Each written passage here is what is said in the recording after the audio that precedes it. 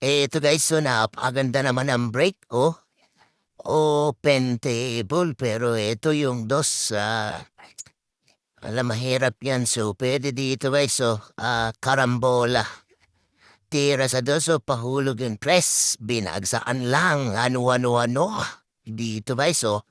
So, idalim, practice kaliwak. Sideball ang 4. Tinira ano? Parang natutulog lang ang isang banda king. So, ito guys. Tira sa 4, ha.